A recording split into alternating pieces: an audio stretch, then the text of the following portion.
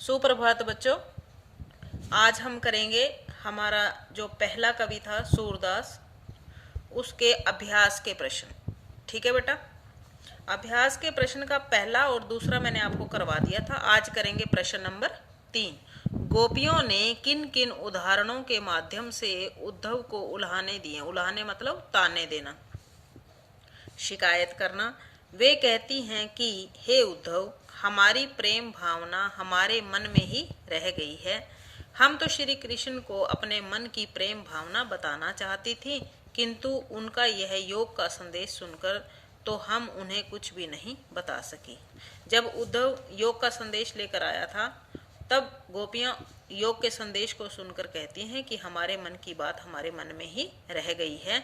हम तो श्री कृष्ण के लौट आने की आशा में जीवित थी। हमें उम्मीद थी कि श्री कृष्ण अवश्य ही एक न एक दिन लौट आएंगे, किंतु उनका यह संदेश सुनकर हमारी आशा ही नष्ट हो गई और हमारे विरह की आग, विरह मतलब उनसे दूर रहने का जो है दुख, और भी भड़क उठी। इससे तो अच्छा था कि तू आता ही न। गोपियों को यह भी आशा थी कि श्री कृष्ण प्रेम की मर्यादा का पालन करेंगे।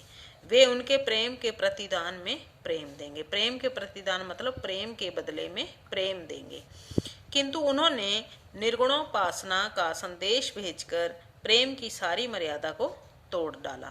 बदले में उन्होंने क्या किया था? निर्गुण की उपासना करना, ऐसा संदेश भेजा था। किसके हाथ? उद्धव के हाथ। इस प्रकार वह मर्यादाहीन बन गया है। इस प्रकार वह मर्यादाहीन, मर्यादा मतलब जो मर्यादा का पालन नहीं करता वो। गोपियों ने किन किन उदाहरणों, इसमें बेटा 2-3 उदाहरण देने हैं आपको। पहला तो उदाहरण ये देना कि भाई गोपियों के मन की बात जो है वो मन में ही रह गई, क्योंकि श्री कृष्ण ने उद्धव के हाथ योग का संदेश भेजा था। अब गोपियां पहले ये चाहती थी कि श्री कृष्ण गोकुल गांव में आए और उनके साथ प्रेम से व्यवहार करे, लेकिन ऐसा श्री कृष्ण ने नहीं किया। बल्कि क्या किया उन्होंने? तो श्री कृष्ण ने उद्धव के माध्यम से योग संदेश भेजकर उनको पहले ही जो पीड़ा थी उनकी पीड़ा को और भी ज्यादा बढ़ा दिया। ये इसके अंदर कहा गया है। ये प्रश्न समझ में आ गया होगा। अब हम करेंगे प्रश्न नंबर 4। उद्धव द्वारा दिए गए योग के संदेश ने गोपियों की विरहाग्नि में घी का काम कैसे किया? विरहाग्नि मतलब दुख की, जब दुख होता है मन में और उस वक्त हमें कोई और दुख दे दे तो वो घी का काम करता है। श्री कृष्ण के मथुरा गमन के पश्चात, मथुरा गमन मतलब मथुरा जाने के बाद, गोपियां विरह की आग में जलती रहती थी। मतलब श्री कृष्ण से दूर रहती थी, तो उन्हें इस बात का दुख रहता था कि हम श्री कृष्ण से दूर रहती हैं। वे श्री कृष्ण को याद करके तड़पती रहती थी। उन्हें आशा थी, आशा मतलब उम्मीद थी कि एक न एक दिन श्री कृष्ण अवश्य लौटकर आएंगे और तब उन्हें उनका खोया हुआ प्रेम जो है वो दोबारा मिल जाएगा। श्री कृष्ण के आने पर वे अपने हृदय की पीड़ा को उनके सामने व्यक्त करेंगी। मतलब श्री कृष्ण को बताएंगी कि उनके जाने पर उन्हें कितना दुख हुआ था। किंतु उसी समय उद्धव श्री कृष्ण द्वारा भेजा गया योग साधना का संदेश लेकर गोपियों के पास आ पहुंचा। तब गोपियों ने की सहन शक्ति थी वो जवाब दे गई। उन्होंने श्री कृष्ण के द्वारा भेजे जाने वाले ऐसे योग संदेश की कभी भी कल्पना भी नहीं की थी। उन्होंने सोचा भी नहीं था कि श्री कृष्ण इस प्रकार खुद तो नहीं आएंगे और बदले में उद्धव के माध्यम से योग का संदेश भेजेंगे। इससे उनका विश्वास जो था वो टूट गया था। विराग्नि में जलता हुआ उनका हृदय योग के वचनों से दहक उठा था।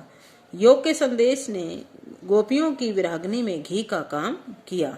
जिस प्रकार बच्चों पहले से अगर किसी को गुस्सा आ रहा हो और हम उसे कोई ऐसी और गुस्सा दिलाने वाली बात कर दें तो उससे क्या हो जाता है? उसका गुस्सा और ज्यादा भड़क उठता है, मतलब घी का काम करता है। इसलिए उन्होंने उद्धव और श्री कृष्ण को मन चाही जली कटी सुनाई, मतलब ऐसी ऐसी खरी खोटियां बातें सुनाई, जिससे क्या है उन्होंने श्री कृष्ण को भी उल्हाना दिया और उद्धव को भी उल्हाना दिया। ये आपका जो है चौथे प्रश्न का उत्तर समझ में आ गया होगा। अब करते हैं हम प्रश्न नंबर 5। मर्यादा न लही के माध्यम से, मर्यादा न लही मतलब मर्यादा न रही के माध्यम से कौन सी मर्यादा न रहने की बात की जा रही है? कवि ने इस कथन के माध्यम से स्पष्ट किया है कि प्रेम की मर्यादा वही है, प्रेमी व प्रेमिका दोनों ही प्रेम के नियमों का पालन करें, अर्थात प्रेम के प्रतिदान में प्रेम देवें, मतलब प्रेम के बदले प्रेम करें। दोनों ही सच्चे मन से आपस में एक दूसरे से प्रेम करें। प्रेम की सच्ची भावना को समझते हुए प्रेम की मर्यादा का पालन करें। किंतु श्री कृष्ण ने गोपियों के प्रेम के बदले उन्हें क्या भेजा था? योग का संदेश। योग का संदेश अपनाने के लिए भेज दिया। तो उन्हें गोपियों को क्या लगा कि ये तो श्री कृष्ण की एक चाल थी। श्री कृष्ण की इसी छल पूर्वक चाल को ही मर्यादा का उल्लंघन कहा गया। छल पूर्वक मतलब धोखे से, ठीक है बेटा, चालाकी से उन्होंने क्या किया? धोखा दिया और बदले में उन्हें योग का संदेश भेज दिया, हालांकि जाना श्री कृष्ण को चाहिए था। ये है प्रश्न। अब है प्रश्न नंबर 6। कृष्ण के प्रति अपने अनन्य प्रेम को, अनन्य मतलब जिस बहुत ज्यादा गहरा प्रेम को गोपियों ने किस प्रकार अभिव्यक्त किया है? जिस प्रकार हारिल एक पक्षी का नाम है बेटा, जिस प्रकार एक हारिल पक्षी अपने पंजों में लकड़ी को पकड़े रखता है और उसे अपने जीवन का आधार समझता है, उसी प्रकार गोपियां श्री कृष्ण के प्रेम को अपने जीवन का आधार समझती हैं और सदा उसे अपने हृदय में बसाए रहती हैं। वे मन से श्री कृष्ण के प्रति समर्पित हैं, इसलिए वे दिन रात सोते जागते, उठते बैठते और सोपन में भी कान्हे कान्हे रटती हैं। कान्हे कान्हे मतलब कृष्ण कृष्ण।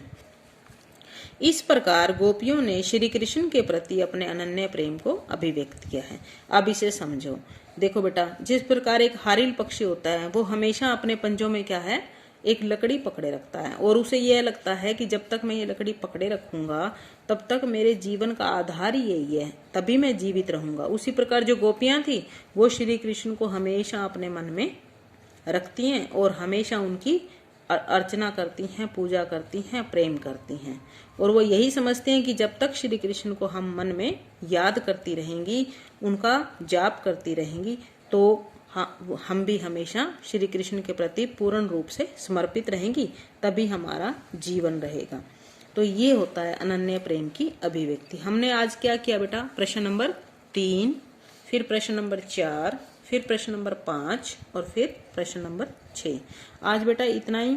इन सभी प्रश्नों को आपने अच्छी प्रकार से याद भी कर लेना है और अच्छी प्रकार से साफ सुथरी लिखाई में लिख भी लेना है। ठीक है बेटा?